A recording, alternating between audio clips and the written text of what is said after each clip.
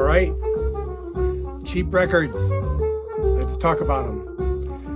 It's raining here in Santa Fe right now. You don't care about that though. So this is, I guess, possibly the final installment of my series on the Enja label. And I've tried to categorize things somewhat. This is a group of records that are more, I guess, in the, some would call it avant-garde to free jazz realms. However you might define that, I don't know. Those are subjective. I don't really...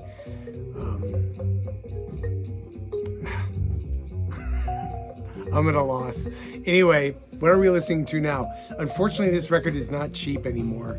It might set you back about as much as a new release on a like a Blue Note or an Impulse or whatever. Those things are costing 25 to 40 bucks a pop now. So this record's kind of in the same realm. You might find it cheap though in the small independent record store in your neighborhood, wherever you may be. Anyway, this is Peace by Chet Baker with David Friedman, Joe Chambers, and Buster Williams. And a couple of people have mentioned this record, called it out in the comments, my previous Enja videos. And I have to agree, it is a wonderful record. It's definitely heat. I don't know about cheap anymore, but I thought I'd play it for you and you can make your own judgment. It's incredible, I think. I love it. All right, so turn it down a little bit so I don't have to yell at you. I would say the artist that, there's one artist on Enja that just does it all. His name, for my money, is synonymous with Enja, and that's Mal Waldron. And unfortunately, most of his records are no longer cheap.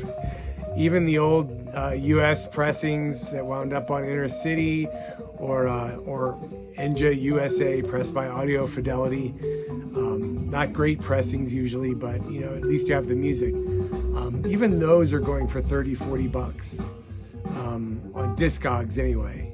And again, if you find something in a mom and pop type used record store, or record store that specializes in rock or punk, sometimes they really underprice the jazz because they just want to offload it. They're not interested in it. But these are sort of reliably at a lower price point on Discogs anyway. And the first one is a solo piano record. I'm not a big fan of solo piano, but this is called Mingus Lives. Of course, Mal Waldron played in Charles Mingus's band. He was also Billie Holiday's favored accompanist to the end of her career in the late 50s. This is a really wonderful record. Mal Waldron suffered a near fatal drug overdose in, I think, the late 60s, mid 60s, maybe late 50s, I don't know, sometime in there. And he recovered, but he was like in a coma and all this stuff. He was very ill for a long time. And when he came back, he was sort of a different musician. I would say his playing went from very technically proficient to more funky. And I don't think that's because he couldn't pull it off. I think it's because his mindset changed. He was looking at a bigger picture. Anyway, this record is the funkiest solo piano record I've heard in a long time. It's really excellent. And like a lot of Mal's later releases, there's just two long tracks per side. It's a really great solo piano record if you're into it. All the compositions are by Mal Waldron, but I think he did them with Mingus in mind. Anyway, beautiful record, highly recommended, especially if you like solo piano. This one used to be really cheap. I got this in a radio station sell-off back in the 90s, and for $1, and I saw it subsequently in a lot of places. I think part of the reason why this has rocketed up somewhat in price is because the whole band is just amazing. Danny Richmond, Cecil McBee and Clifford Jordan. What a great band. And again, you might see this one. This is around a little bit more frequently than the others. It's from the early 80s. And one side, one long track, the other side, 2 long tracks. It's a really excellent record. And if you're a fan of any of the sidemen, you need to have it. Anyway, it's a great record. It's not free jazz, it's modern though. Very, very modern and great Mal Waldron stuff. This one also, this is from 86. Mal Waldron Plays the Blues. And again, it's not strictly blues. You know, it's sort of an avant-garde modern jazz, Mal Waldron, idiosyncratic look at the blues. And it's with Pierre Favre and Jimmy Wood.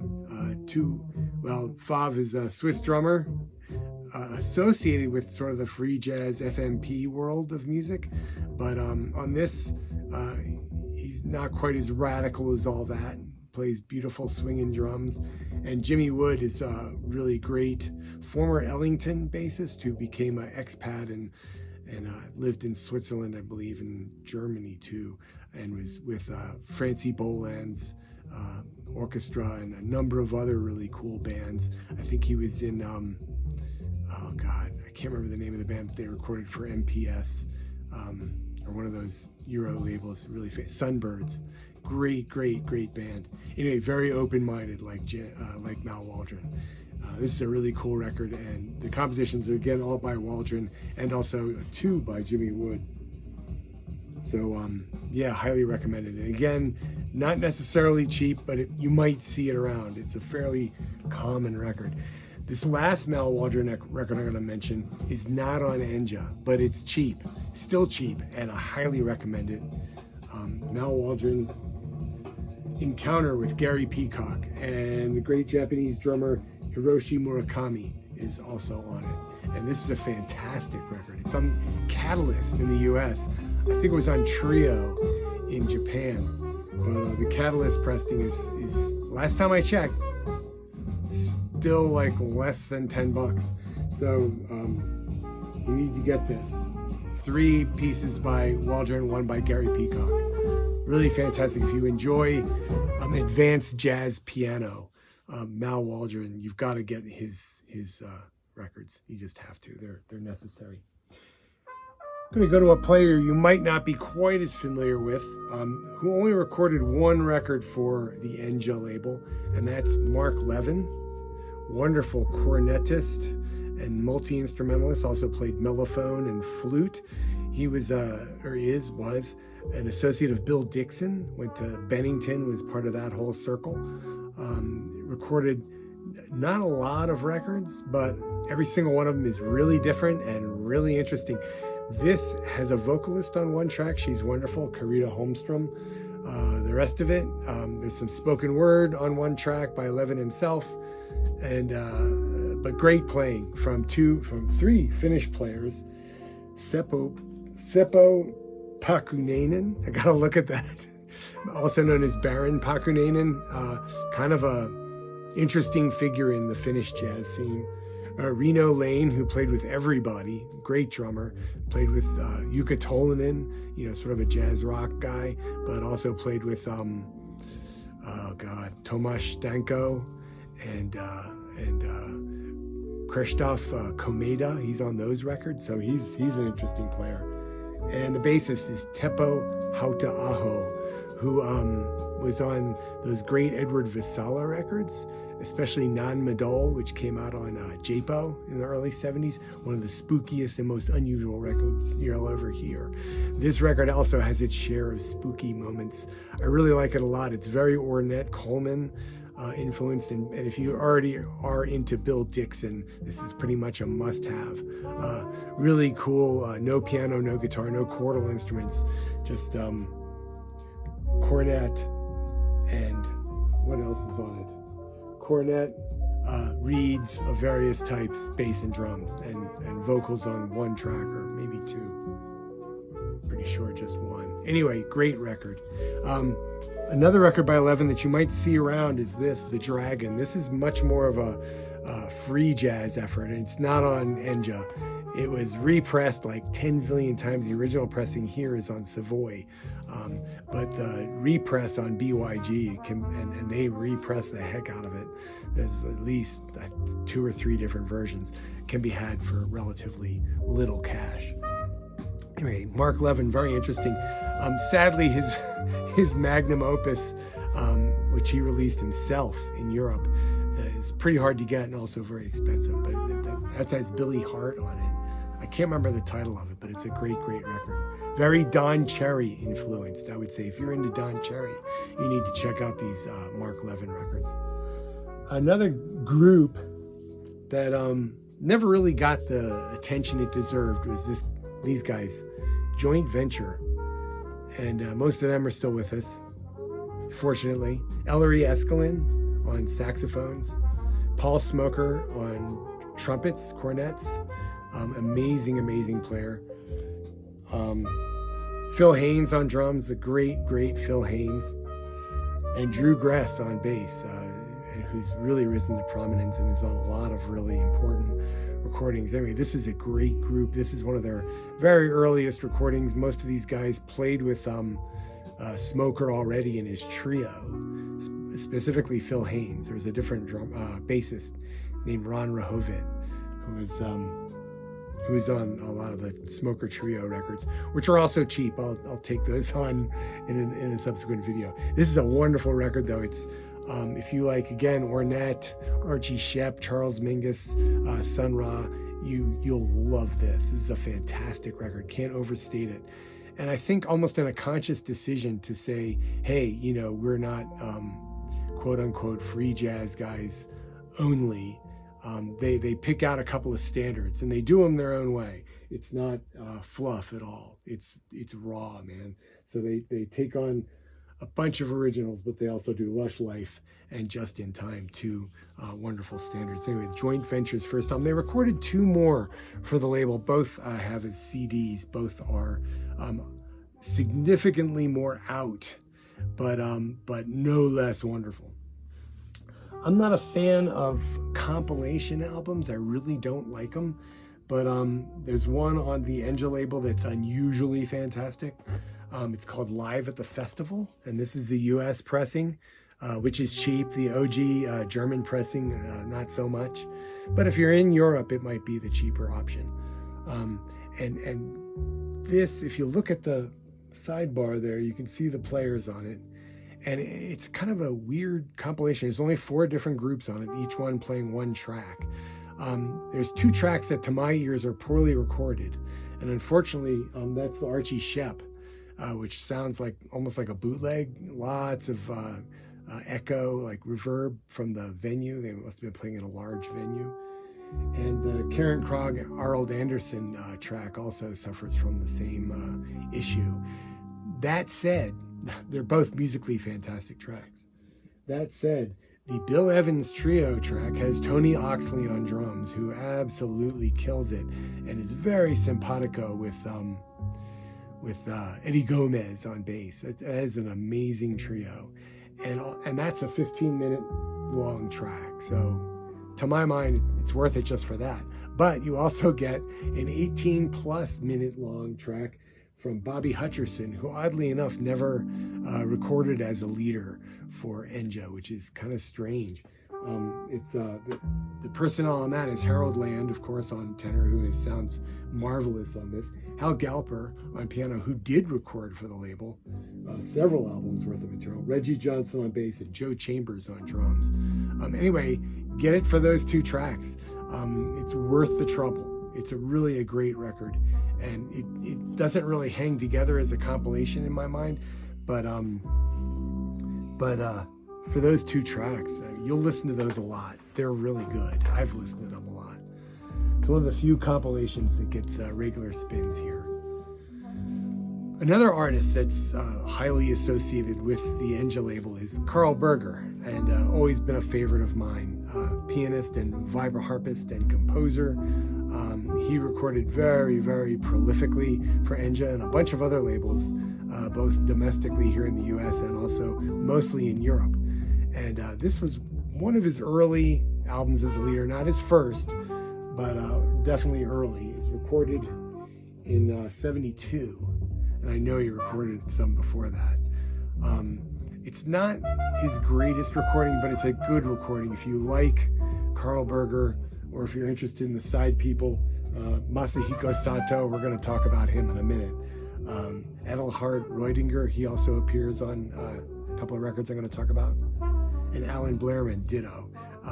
It's an interesting band. They didn't do a great job of recording Berger's vibes. They sound very clanky to me on this. He did have a very percussive style, but I don't think the recording serves him particularly well. Now, if you're into CDs, and I believe this was available on LP as well, it's from 92. Get this. This is a sublime record. You can see the reflection of the reflection in there, and the reflection. But it's Karl Berger, Crystal Fire in trio with Dave Holland and Ed Blackwell. This is a beautiful, beautiful recording. I only have the CD, however. Moving on, another German artist that recorded for the label, and this version of the record is not on Enja. It's on Intercord. And I don't know if this predates Enja or postdates it or what was going on there. The liner notes are by Horst Weber, who was one of the two people that started the label. But this version is on Intercord. But there is a version that's on Enja. It was never released in the US. This was never released in the US either.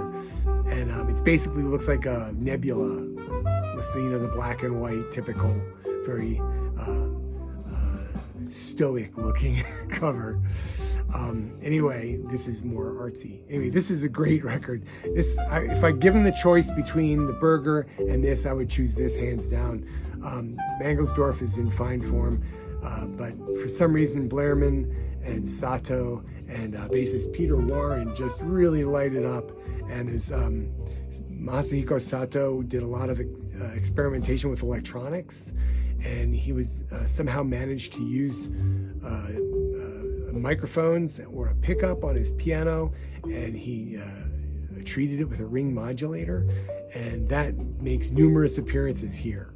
So if you're interested in that sort of thing, which I am, this is a great album to have. Alan Blairman's very powerful on this, also very swinging. It's a really cool free jazz record. There's 4 compositions on the record, each one credited to each of the musicians. And there's definitely thematic stuff on here. It's not a free-for-all type thing, but it's a really great record. Highly, highly recommended. It's called Spontaneous. And it's Albert Mangelsdorff is the main artist, but not really. It's very cooperative. Another Albert Mangelsdorff record on the label that I don't have, but I do have the CD of, is this one, Diggin' It Doug, or Live at Doug Tokyo. This was released as just Albert Mangelsdorff Quartet Live, I believe, back in the day, back in the 70s. Again, 4 very long tracks. Well, 1 short, 3 very, very long. Heinz Sauer, one of my favorite instrumentalists ever. Gunter Lenz and Ralph Hübner on drums. Really a great record, and can be had on vinyl, especially the Audio Fidelity US press, for less than $10. And it's got, again, the very plain black and white cover. It's been reissued numerous times. Anyway, the record I think was just called Albert Mangelsdorff Live at Pit Inn, I think, or Live at Doug is the CD.